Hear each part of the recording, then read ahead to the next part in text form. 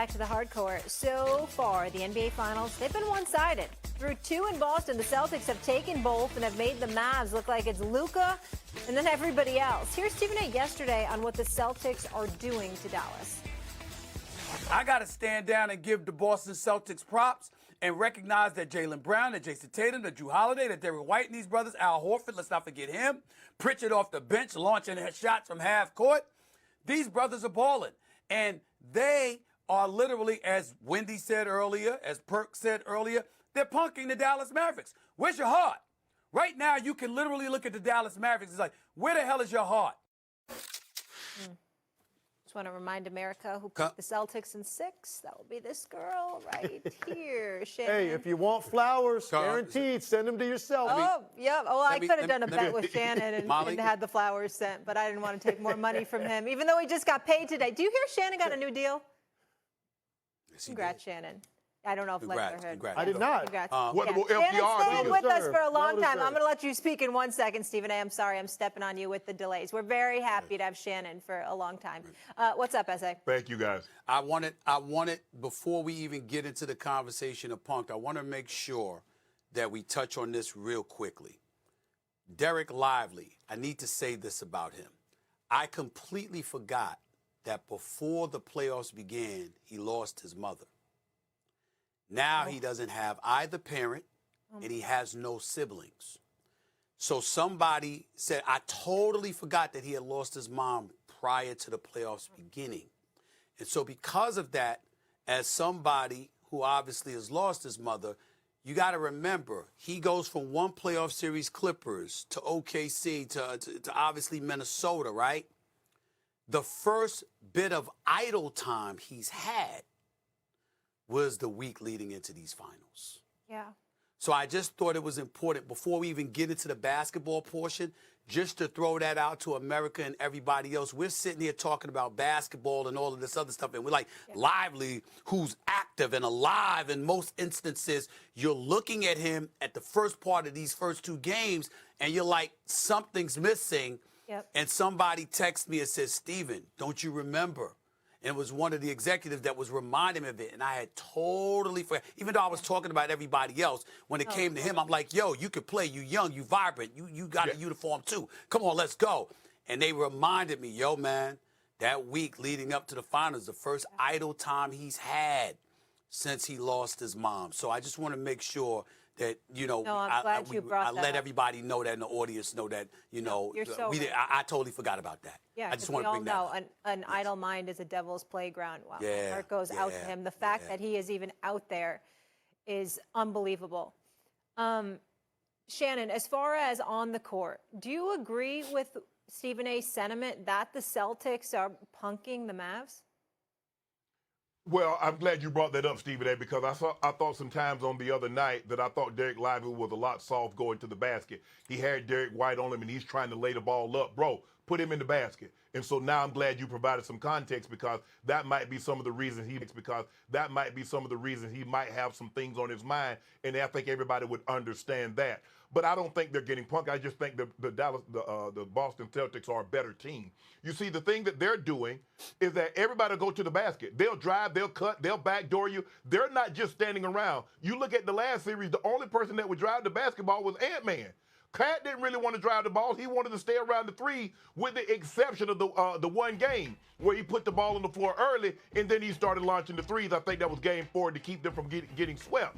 But other than that, you look at Jason Tatum. He'll backdoor. Jaylen Brown will backdoor. Derrick White will backdoor. You see Drew Holiday, he had 18 points in the paint. So they got so many guys. They got so many different things to defend.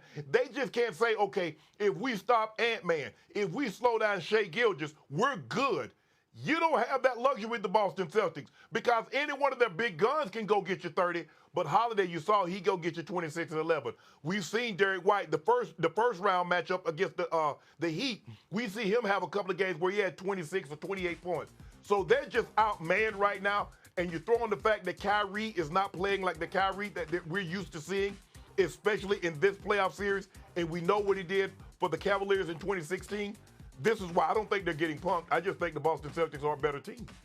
Well, I want to say, first of all, I agree, Stephen. I'm glad you brought up that point about Derek Lively, and it's important we show empathy. I lost my mother. It's almost 1 year since I lost my mom last summer, and I'm a much older man than Derek Lively.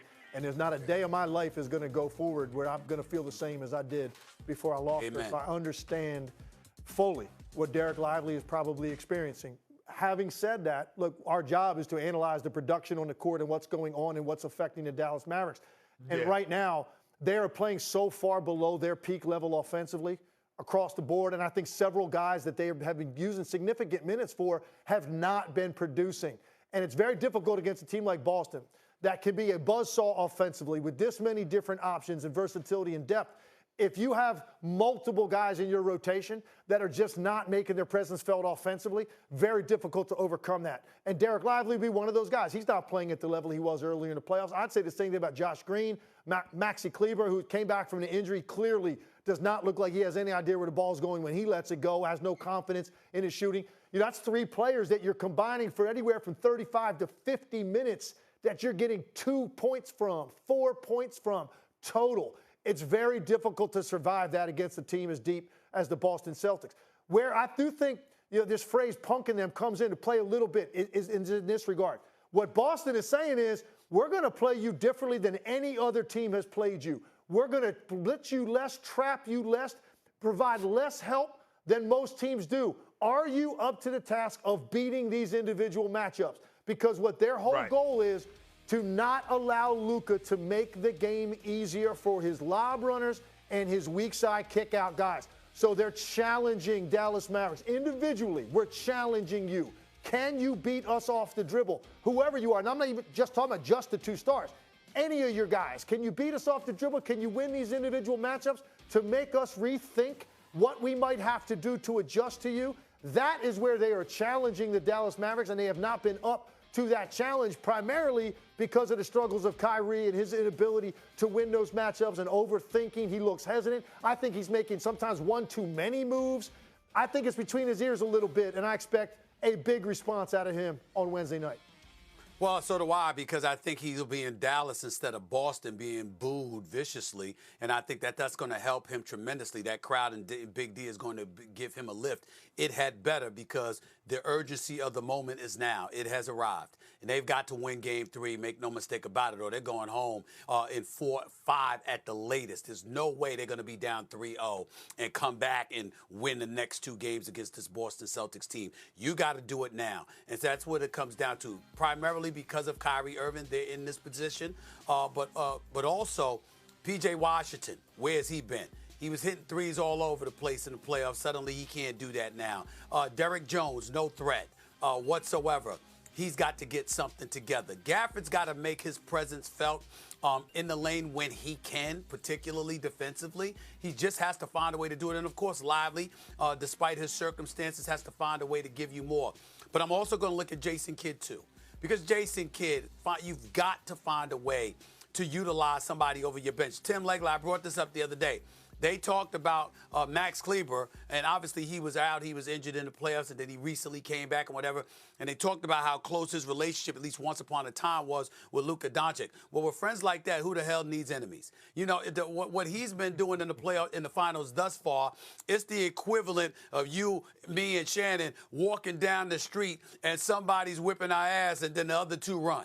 Okay, and just leave me there to get my butt whipped. Okay, that's what Kleber is doing. He's leaving his boy hanging, okay, because he's doing absolutely, positively nothing. You're a big body. You can't seem to defend anybody, and you've got wide open threes you can't seem to make. Do something, and I think that Jason Kidd, whether it's Hardy, whether it's Tim Hardaway Jr., who may have had a bad season, but the man is streaky. You've got to find a way to get some offensive punch and put the Boston Celtics on their heels. If you don't do that, this is going to be a short series. And with Porzingis potentially compromised, I think the Celtics are going to lean on the side of caution. They're not going to push him too much. And I think that's the perfect opportunity, Game 3, for Dallas to take advantage. They don't take advantage in this game. I don't see any game they'll take advantage of. Yep, absolutely.